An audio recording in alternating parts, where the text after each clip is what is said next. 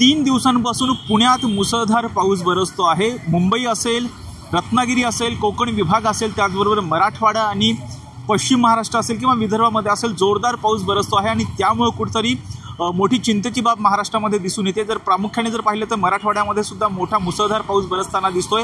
हवामान विभागाच्या वतीनं कोकण असेल, त्याचबरोबर मुंबईच्या काही भागाला रेड अलर्ट देण्यात आलेला आहे। पुणे जिल्ह्याला सुद्धा हवामान विभागाने रेड अलर्ट दिलेला आहे। आता मी पुण्यातील भिडे पूल या ठिकाणी आहे। जर पाहिलं तर ज्यावेळेस भिडे पूल पाण्याखाली जातो त्यावेळेस कुठेतरी पुण्यामध्ये समाधानकारक पाऊस बरसत आहे असं सांगण्यात येतं। त्याच अनुषंगाने आता मी पुण्यातील भिडे पूल या ठिकाणी आहे। जर पाहिला असेल तर पुढे दिसणारा भिडे पूल हा पूर्णपणे पाण्याखाली गेलेला आहे। आज खडकवासला धरण क्षेत्रातून जवळपास 29,000 क्युसेक वेगाने पाण्याचा विसर्ग मुठा नदीमध्ये करण्यात आलेला आहे। आणि जर पाहिलं तर नदी पात्रामधले जे रस्ते आहेत, दोन्ही बाजूचे जे रस्ते आहेत ते पूर्णपणे पाण्याखाली गेल्याचं एकंदरीत पाहायला मिळतंय। मोठ्या प्रमाणामध्ये नदीचं पात्रसुद्धा या ठिकाणी विस्तीर्ण असं स्वरूपामध्ये दिसतंय। मोठ्या प्रमाणामध्ये पाण्याचा विसर्ग मुळा-मुठा नदीमध्ये करण्यात आलेला आहे। जर पाहिलं तर दोन्ही बाजूचे रस्ते जे आहेत ते पाण्याखाली गेलेले आहेत। या बाबतीमध्ये प्रशासनाच्या वतीनं सतर्कतेच्या सूचना, नदीकाठच्या जे गाव आहेत, घरं आहेत, त्यांना प्रशासनाच्या वतीनं सुद्धा सतर्कतेचा इशारा देण्यात आलेला आहे। कोणीही नदीपात्रामध्ये जाऊ नये अशा सूचना ज्या आहेत ते प्रशासनाच्या वतीनं देण्यात आलेल्या आहेत। पुणे महापालिकेच्या वतीनं सुद्धा नागरिकांना सतर्क राहण्याचे आदेश दिलेले आहेत। त्याचबरोबर पुण्याचं प्रशासन असेल, त्याचबरोबर मुंबईचं प्रशासन असेल, महाराष्ट्रभरामधले जी प्रशासनं आहेत त्यांच्या वतीनं गरज असेल तेव्हाच घराच्या बाहेर पडावं अशा सूचनासुद्धा प्रशासनाच्या वतीनं देण्यात आलेल्या आहेत। राज्याचे जे उपमुख्यमंत्री आहेत अजित पवार, त्याचबरोबर पुण्याचे पालकमंत्री असणारे अजित पवार जे आहेत त्यांनी सुद्धा आपत्कालीन परिस्थितीचा आढावा घेतलेला आहे। त्याचबरोबर नागरिकांना सतर्कतेच्या सूचनासुद्धा ज्या आहेत दिलेल्या आहेत। आता आपण पाहतोय की मोठ्या प्रमाणामध्ये मुळा-मुठा नदीमध्ये पाण्याचा विसर्ग करण्यात आलेला आहे।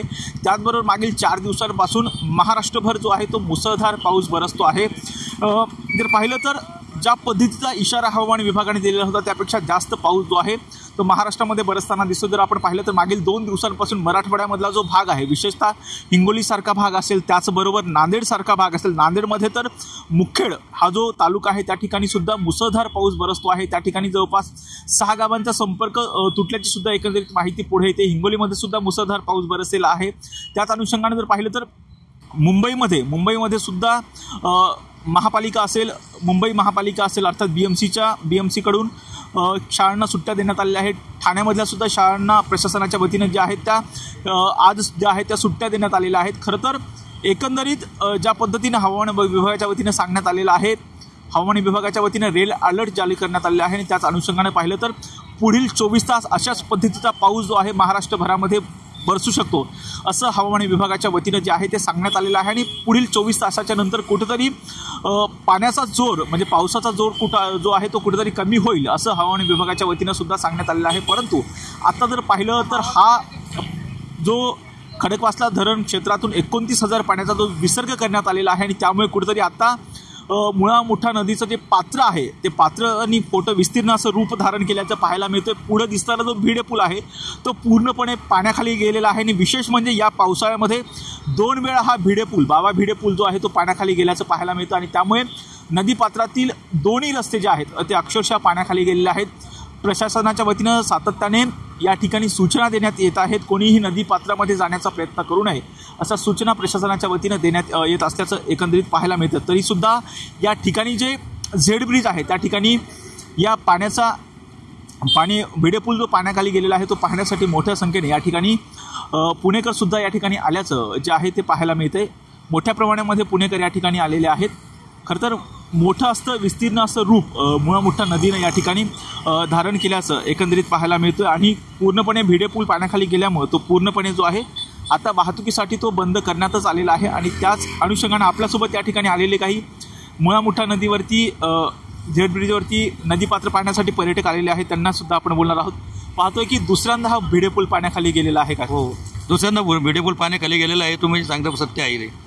आणि याचे पुलाचं अर्धवट काम तर पेंडिंग पडलेलं आहे। यांनी अजून तर या सरकारने लक्ष दिलं पाहिजे याच्याकडे।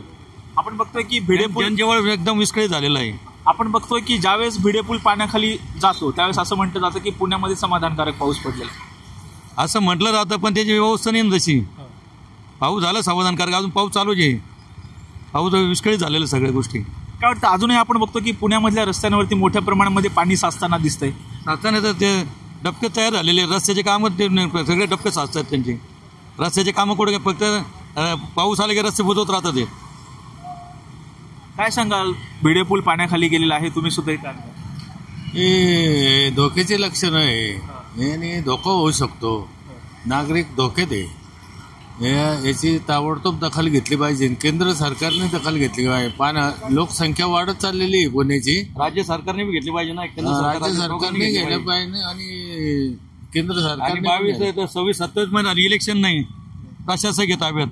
त्याच्यामुळे काय कोणी लक्ष देत नाही ना यांच्याकडे. चाललंय सगळं. आपण बघतोय की इथले रस्ते जे आहेत ते रस्त्यावरती सुद्धा मोठ्या प्रमाणामध्ये पाणी साचल्याचं पाहायला मिळतं. भरपूर सगळीकडंच परिस्थिती अशी एकाच ठिकाणी नाहीये. ग्रामीण भागापासून तर शहरी भागापर्यंत फक्त कॉन्ट्रॅक्ट काढायचे, मर्यादा कायदा अर्धवट कच्चे कामं कधी सोडायचे. लोकनेत्यांची ना त्यांची भरभराट झालेली आणि नागरिकांची वाट लागलेली. आता आपण बघतो की पावसाळा आहे, मोठ्या प्रमाणात पाऊस बरसतो आहे, अनेक ठिकाणी रस्त्यांवरती खड्डे झालेले आहेत, अक्षरशः लोक वैतागले आहेत. हे खरं आहे. हेच सत्य आहे. हे सत्य नाकारू शकत नाही कोणी. तुमच्या याच्यामुळे लोक तरी जागृत झाले आहेत. मीडियामुळे तुम्ही जे आता कार्य करता ना ते एक नंबर का, त्याच्यामुळे लोक जागृत झाले. तेव्हा कुठे हे सरकार जागेवर येईल.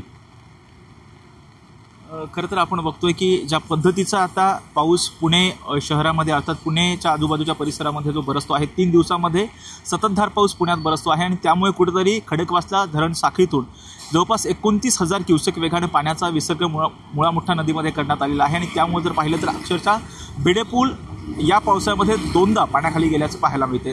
प्रेरणा परब खोतसह राजरत्न जोन, हे टॉप न्यूज मराठी, पुणे. घ्या परदेशात भरारी, तेही सर्वसामान्यांना परवडणारी. 1 रुपया भरा आणि थायलंडमध्ये फिरा. सचिन इंटरनॅशनल घेऊन आले आहेत जगातली सर्वात स्वस्त परदेश टूर.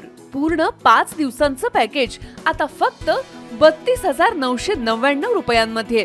पॅकेजमध्ये विमान प्रवास, हॉटेल, ब्रेकफास्ट, ट्रान्सपोर्ट आणि प्रेक्षणीय स्थळे. सचिन इंटरनॅशनल 18 वर्षांपासून पर्यटन क्षेत्रातील एक विश्वसनीय नाव. सचिन इंटरनॅशनल सोबत मनसोक्त फिरा. संपर्क 7767989898.